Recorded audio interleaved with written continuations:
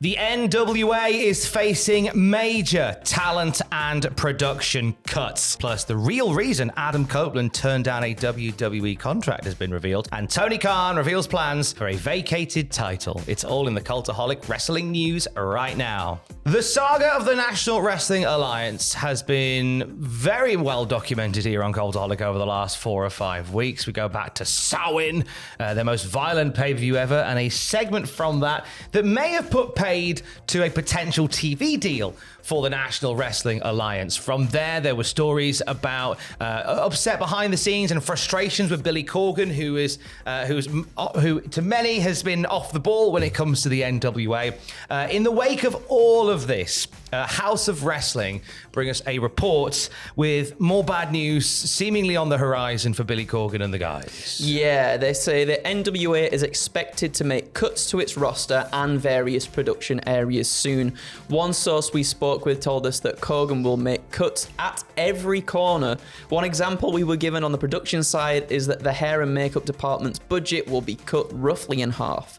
The talent cuts will likely occur following those tapings in early 2024, when Corgan expects to start contract negotiations. Talent without contracts cannot be let go, so some of those working without formal deals will likely not be called regarding future bookings. Now, they go on to say that another cost-cutting measure that House of Wrestling has learned about comes from logistics, so they can no longer fly in talent the day before their shows. This was always something that, according to House of Wrestling and other reports, that was a bit of a bonus for a lot of the stars from the NWA. Yeah. Whereby they get flown in and they get accommodation for when they stayed for a couple of nights.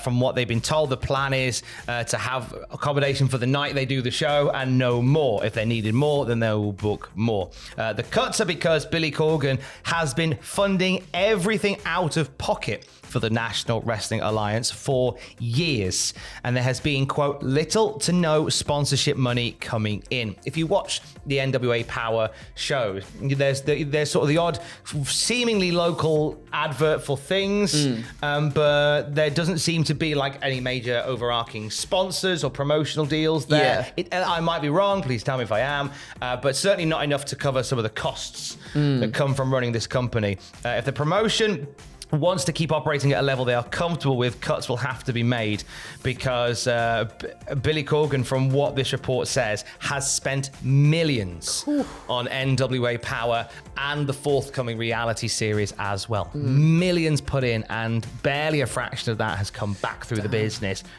He's passionate about the NWA. That was the big thing when he took over. We were very excited about that because it's somebody who really loves the old school world of wrestling. Yeah, he's definitely passionate about it, like you're saying. And I just think that obviously the timing with the signing of the TV deals and everything, and what happened with the segment on Samhain as well, that kind of maybe threw everything up in the air a little bit for them. It's such a shame because it felt like it was sort of getting on track again for the NWA, and it felt like, you know, there was a bit of buzz behind the company once again, and to see them, you know, maybe get a TV deal and then go on to like expand this thing out and have it be a brand that could maybe be seen, or a promotion that could be seen as legitimate competition for some other, you know, some other companies out there too.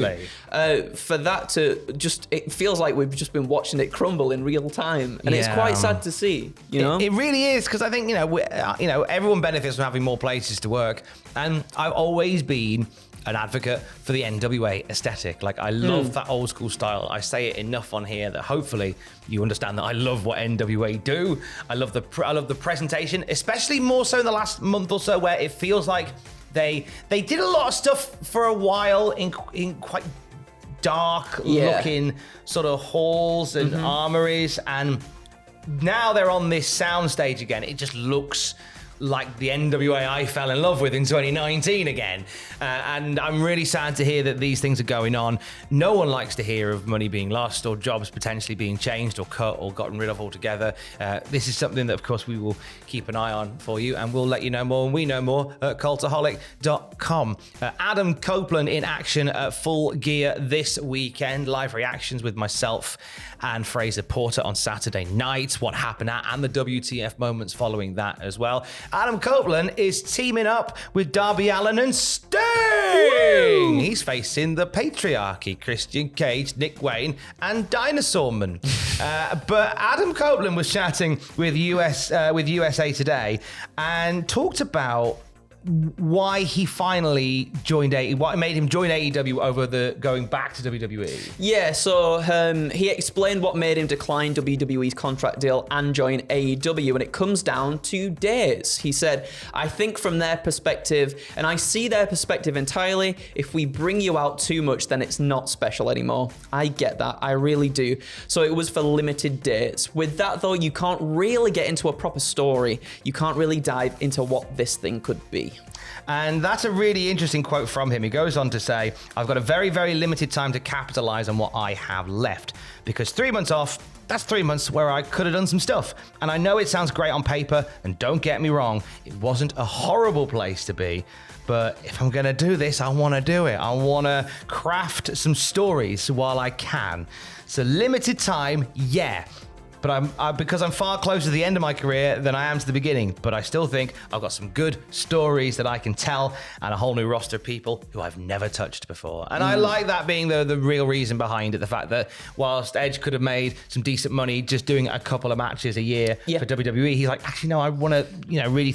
Because I get it, because for him, he spent a massive swathe of his career never being able to do anything. Exactly. So he's like, let me go full tilt while I still can. Yeah, and absolutely, I think he seemingly made the best decision for him, which is great, because in WWE it was so good to see. Obviously, it's always good to see Adam Copeland, Edge, wherever he is, but it felt like we were going through the cycle of we'd see him on TV for a bit, then an injury angle would take him out for a few months, and it felt like we kept doing this like stop-start thing for a little while. Yeah. I'm glad that in AEW, everything seems to be lining up perfectly. We've got Christian Cage there too. Obviously, that's going to lead to something. Hopefully, them two getting back together down the line at some point. So yeah, I think if the story is first and foremost something that he wants to be doing, and if he wants more wrestling matches and more dates to wrestle before he finally calls it quits, then you do you, Adam Copeland. I respect your decision there. You do you, you. Tony Khan has done exactly what he wants to do when it comes to the situation around the vacated ROH TV title. You may remember last week Samoa Joe beat Keith Lee and just went, don't want this anymore. Rubbish that, don't want it anymore. And they said that they'll have an announcement for us on Thursday, the one just gone. As long as it's not an eliminated tournament to crown a new champion for the vacant belt, I'll be fine. What are they doing, Andrew? Hey, Tom.